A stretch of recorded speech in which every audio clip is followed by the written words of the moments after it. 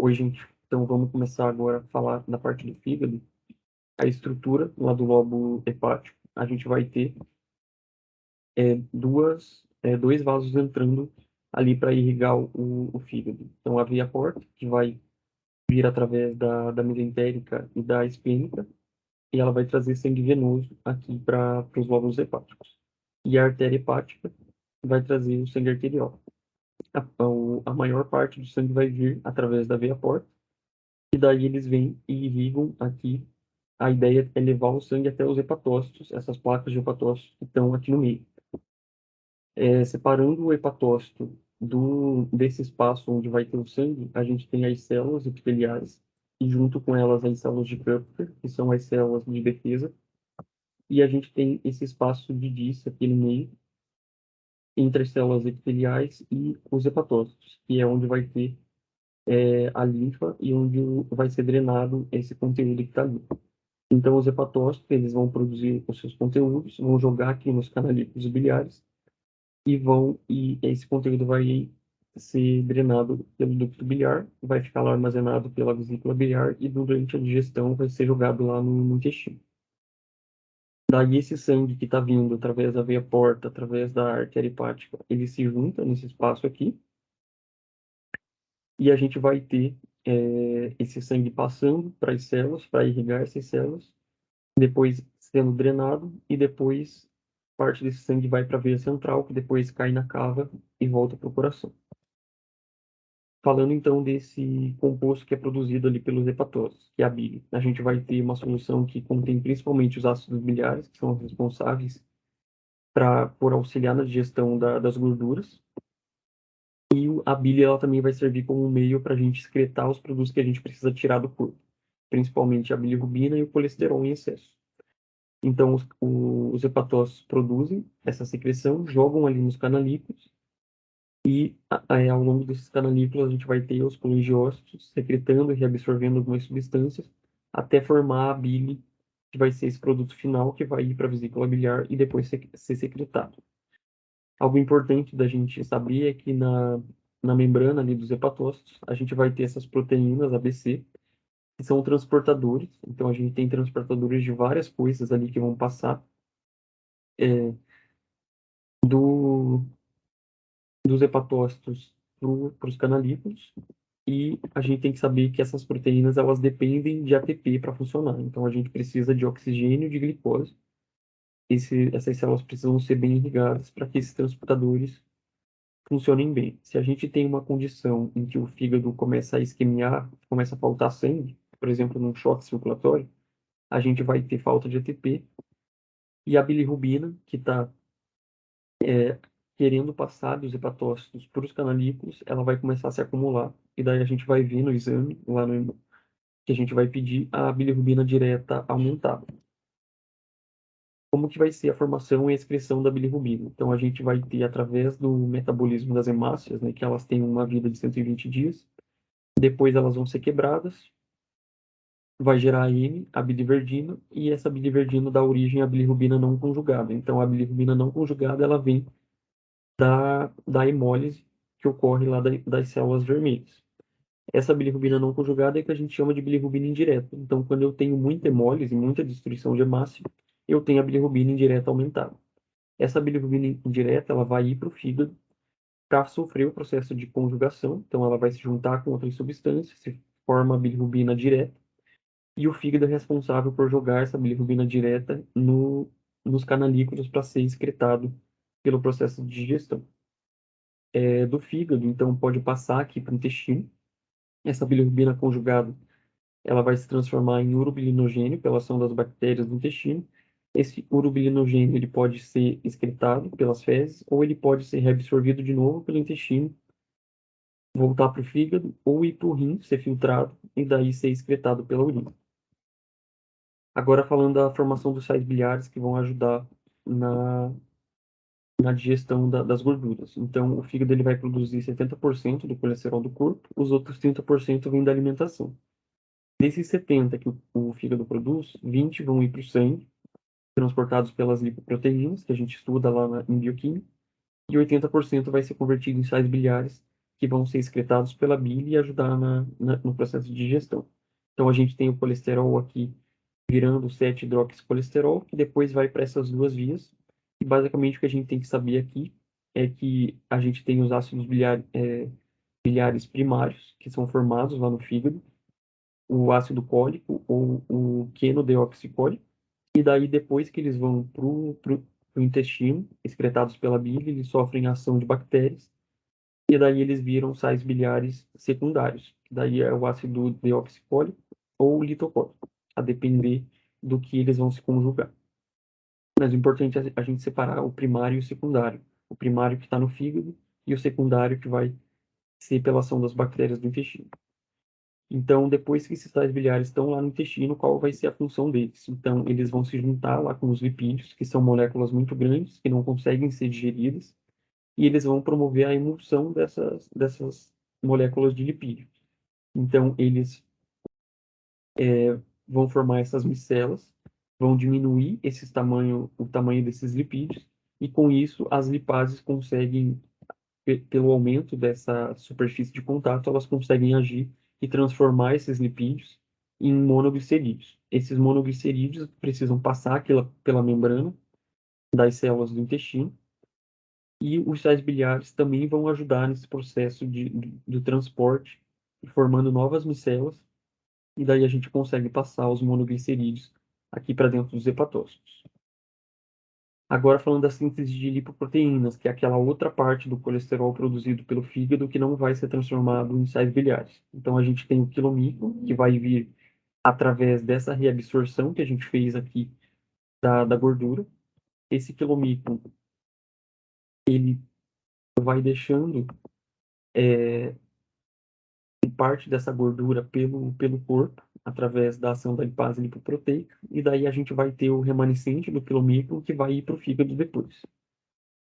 Já o fígado ele vai produzir o triglicerídeo e o colesterol, que vão ser transportados por VLDL. O VLDL, ele vai para o corpo, e daí ele vai também deixando gordura pelo corpo, e depois ele volta para o fígado através do remanescente, ou seja, o que sobrou dele. Ou ele pode fazer essa troca com o HDL que está no sangue, ele doa a ApoC2 dele e pega colesterol do HDL e daí se transforma em IDL. Esse IDL ele pode voltar para o fígado ou ele pode fazer a doação da ApoE para o HDL e daí ele se transforma em LDL. Esse LDL ele vai liberar colesterol para as células do corpo e daí depois ele volta para o fígado. E o HDL é a mesma coisa, vai voltar para o fígado. Então, aqui de importante que a gente precisa saber são essas proteínas que tem em cada um. Então, isso é mais decorar mesmo. Mas eu lembro que caiu na minha prova. E lembrar daquela questão de que o HDL é esse bom colesterol, porque ele está meio que tirando o colesterol do corpo e devolvendo para o fígado. Já o LDL é um transportador de colesterol que é ruim quando ele está aumentado, porque ele está entregando gordura para o corpo. Agora falando da parte do TGI. Então a gente vai ter, primeiro falando da atividade elétrica, a gente tem dois tipos de onda, as ondas lentas e os potenciais em espículo ou ponta. As ondas lentas são quando a gente tem uma passagem de corrente elétrica, mas ela não é o suficiente para a gente ter a despolarização. Então não atinge aquele limiar que a gente precisa. Já os potenciais em espícula é quando a gente atinge esse limiar e daí a gente tem a despolarização completa da célula. Então é aqui que vai acontecer os movimentos peristálticos, os movimentos de mistura que a gente precisa para ter a digestão acontecendo. E a gente tem a hiperpolarização, que é quando eu diminuo o potencial da membrana das células, e daí isso vai dificultar para que ocorra os movimentos. O que vai estimular esses potenciais em espícula? Então, é o estiramento do músculo, quando eu tenho alimento ali que vai estirar a parede do TGI, a acetilcolina, pela ação do sistema parasimpático, e alguns hormônios gastrointestinais. Então, vão agir esses três fatores, fazendo com que eu tenha a liberação desses potenciais para gerar o movimento. E na hiperpolarização, daí é o contrário. A gente vai ter o sistema simpático agindo pela ação da norepinefrina ou epinefrina, e daí eu dificulto a realização desses movimentos. Falando do controle hormonal, então o estômago e o intestino eles vão produzir alguns hormônios, e essa produção de hormônios, ela vai ocorrer através de um estímulo que a parede do estômago ou do intestino vai receber. Então, quando o estômago ele recebe peptídeo e aminoácido que vão entrar em contato ali com a parede dele, ele vai produzir a gastrina. A gastrina ela vai estimular a secreção do ácido gástrico pelas células do estômago. Então, a gente consegue ter essa secreção que vai ajudar lá a ter o pH ideal para as enzimas do estômago agir. Já no intestino, a gente vai ter quatro hormônios. Então, a colicitocinina, ela vai ser liberada quando eu tenho a presença de ácido graxo e aminoácido entrando em contato ali com a parede do intestino. E a ação dela vai ser estimular a secreção da vesícula biliar, então, para jogar a bile no intestino, estimular a secreção do pâncreas, para ele liberar as enzimas, e vai inibir a motilidade do estômago. A presença de ácido no intestino vai estimular a secreção de secretina. A secretina ela vai estimular a secreção de bicarbonato, para eu deixar esse pH do intestino básico, porque as enzimas que vão agir ali no intestino, elas precisam desse pH mais básico. Então, aqui é mais fácil pensar de que chegou ácido, eu libero a secretina que vai estimular o bicarbonato para tirar essa acidez do intestino e eu ter o pH para as enzimas funcionarem. Também vai inibir a motilidade do estômago para impedir que mais conteúdo ácido chegue e atrapalhe nessa ação das enzimas ali do intestino. A mutilina, ela vai ser estimulada pelo jejum. Então, quando eu fico muito tempo sem comer, eu começo a secretar mutilina. E ela vai estimular o complexo motor migratório, que basicamente vai estimular aquela presença de ondas lentas para eu ter sempre um movimento basal ali no trato gastrointestinal para ele nunca ficar parado. Então isso estimula meio que uma limpeza que acontece no TGI. E quando eu tenho a presença de glicose, ácido graxo e aminoácido ali na parede do intestino, eu também vou liberar o GIP, que é o peptídeo inibidor gástrico, que vai estimular a liberação de insulina. A insulina é importante para o processo de tirar essa glicose que eu tenho em excesso quando eu como, e também vai inibir a motilidade do estômago. Os tipos de movimento que a gente tem, peristaltismo e de mistura. O peristaltismo, basicamente, para empurrar o bolo alimentar para frente, e o de mistura, para eu ter a mistura do alimento com as secreções do TGI e com as enzimas. Começando, então, o processo de digestão, ele vai se iniciar ali na boca, pela mastigação, então isso já vai começar a deixar os alimentos em tamanho menor. Daí a gente vai deglutir, que é pelo estágio voluntário, primeiro, e depois vira involuntário. Então a gente tem a faringe e o esôfago agindo para empurrar esse bolo alimentar lá para o estômago. No estômago, a gente vai armazenar esse alimento por um tempo e vão acontecer movimentos de mistura para misturar esse alimento com os hormônios produzidos pelo estômago, pelas secreções ali, com as enzimas. E a gente vai ter movimentos de propulsão, que vão empurrar esse conteúdo para o piloro. E daí, quando o piloro se abre, esse conteúdo ele vai para o intestino. No duodeno, jejum no ilho, então, que é o intestino delgado, a gente vai ter basicamente movimentos propulsivos para ir empurrando esse alimento para frente. E o que vai estimular esses movimentos são a distensão da parede pelo bolo alimentar, o reflexo gastroentérico, então, o fato do alimento estar no estômago já começa a estimular o intestino a iniciar esses movimentos, e aqueles hormônios produzidos pelo intestino, então a gastrina, a colicistocinina, a insulina e a mutilina. Vai passar por todo o intestino delgado até chegar aqui na válvula ileocecal, que daí vai se abrir quando tem um estímulo muito forte do bolo alimentar, ele vai passar para o cólon. Daí no cólon a gente vai ter basicamente a absorção de água e eletrólise, o armazenamento das fezes já formadas, e daí a gente vai ter esses movimentos de mistura, que são pelas ultrações, e daí esse alimento vai sendo passado por todo o cólon até chegar lá no reto e depois ser eliminado. Como que acontece a digestão desses alimentos? Então a gente vai ter basicamente carboidrato, proteína e lipídio. Então a ideia é pegar essas moléculas grandes e transformar em moléculas pequenas para a gente conseguir fazer com que elas passem para as células do intestino e sejam reabsorvidas. Então os carboidratos, o objetivo é transformar ele em monossacarídeo e as enzimas que vão agir são a amida, a sacarose e a lactose. Nas proteínas, a ideia é quebrar as ligações peptídicas para a gente ter aminoácido livre, que vão ser reabsorvidos. E dos lipídios, seria pegar esses triglicerídeos, que são moléculas muito grandes, transformar em ácido graxo glicerol. Falando das secreções agora, então a saliva ela vai ser uma secreção que contém ptialina, que vai ajudar na digestão do amido, e vai ter bicarbonato de potássio, que vai ajudar a deixar mais básico para a ptialina agir. Da secreção gástrica, a gente tem alguns tipos de célula ali.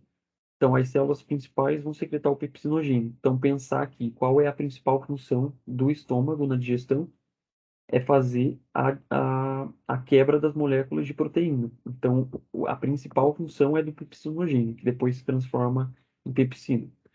Mas então lembrar que as células principais produzem a principal coisa, que é a enzima. As células parietais ou oxínicas, elas vão produzir o HCl e o fator intrínseco. Esse HCl é responsável por deixar esse conteúdo ácido para que o pepsinogênio consiga se transformar em pepsina e a pepsina agir. Então eu preciso desse conteúdo mais ácido ali no estômago. As células G produzem gastrina, que vai ser responsável pela motilidade. E daí a gente também tem produção de histamina, somatostatina, lisozima e humo para proteção da parede gástrica. Então, basicamente, o que vai acontecer é o alimento vai chegar, a proteína que está ali no, em contato com a parede, ela vai fazer com que as células G comecem a produzir gastrina. Essa gastrina vai estimular a produção de histamina. A histamina vai estimular as células parietais a produzir o HCl.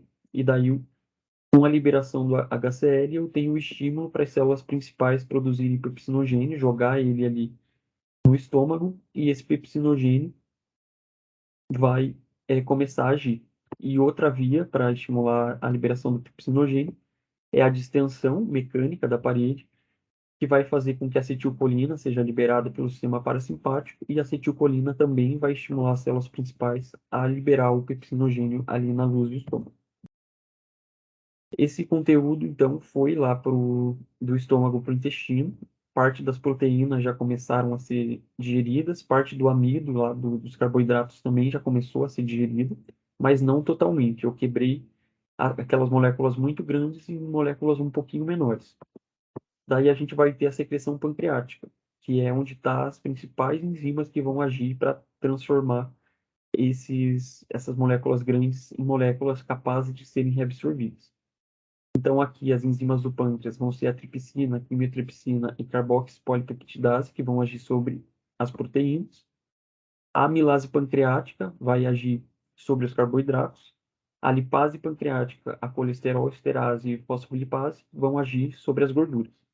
E o estímulo para a liberação dessas enzimas é a acetilcolina e a colecistocinina. Então, a acetilcolina, que vai ser liberada pelo parasimpático pela distensão da parede do intestino, a colecistocinina, que vai ser liberada pela presença do alimento encostando lá na parede do intestino.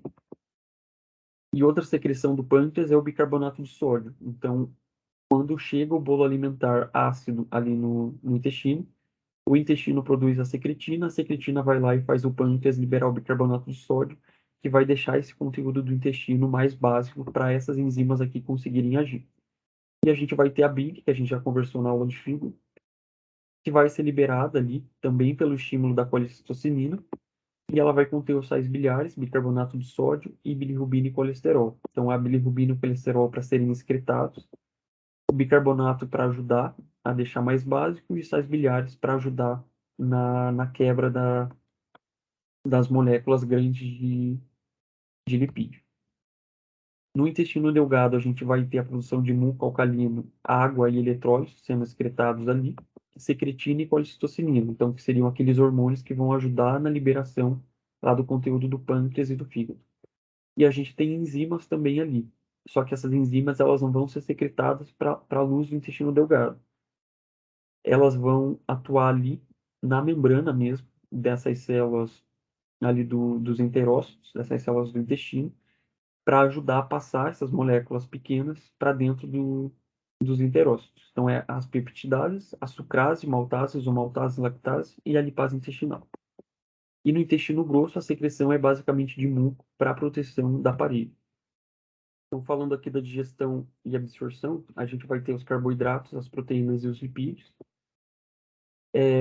O que vai agir nos carboidratos? Então, a pitialina lá na boca, a amilase pancreática, que vem do pâncreas e age ali no intestino, a lactase, sacarase, maltase e alfa-dextrinase, que vão ser aquelas enzimas da membrana dos enterócitos. E daí, basicamente, o que a gente vai ter é essa transformação do amido em glicose e maltose, que vão conseguir passar ali para dentro da membrana do enterócito. Das proteínas, a gente vai ter a pepsina lá do estômago, que vai digerir o colágeno das proteínas, a tripsina e a quimiotropicina e a carboxipeptidase, que vão ser lá do pâncreas, que vão liberar pequenos peptídeos ou aminoácidos individuais que vão conseguir passar pela membrana. As peptidases, que estão ali na membrana dos enterócitos, conseguem liberar os aminoácidos individuais. E daí a absorção dessas proteínas vai ser na forma de dipeptídeos, tripeptídeos ou aminoácidos livres. E dos lipídios, a gente tem os sais biliares que vão fazer a emulsão, então deixar em pedaços menores, daí eu aumento a área de contato. As enzimas conseguem agir. As enzimas do pâncreas são a lipase, a colesterol esterase e a fosfolipase, que vão fazer a maior parte da quebra desses lipídios. E daí a gente tem a lipase intestinal, que vai estar na membrana, ajudando a transformar em ácido graxo e glicerol. Então, o que vai ser absorvido vão ser esses monoglicerídeos e os ácidos graxos. A absorção de águas e íons. A água vai ser absorvida por osmose, então ela vai passar, como está tendo muitos solutos sendo reabsorvido, a água vai seguir esses solutos. A maioria dos eletrólitos que estão escritos aqui, eles vão ser absorvidos de forma ativa, então as bombas vão jogar, através do gasto de energia, esses eletrólitos para dentro das membranas, e o cloreto vai ser absorvido por difusão. Então, ele segue o sódio por ser uma carga negativa. Ele vai seguir o sódio, que é uma carga positiva. No duodeno e no jejum, que é intestino delgado, a gente vai ter bicarbonato sendo absorvido em forma de CO2. Então, o CO2 que está ali na luz do intestino vai ser absorvido para as células, e daí, dentro das células, ele se transforma em bicarbonato.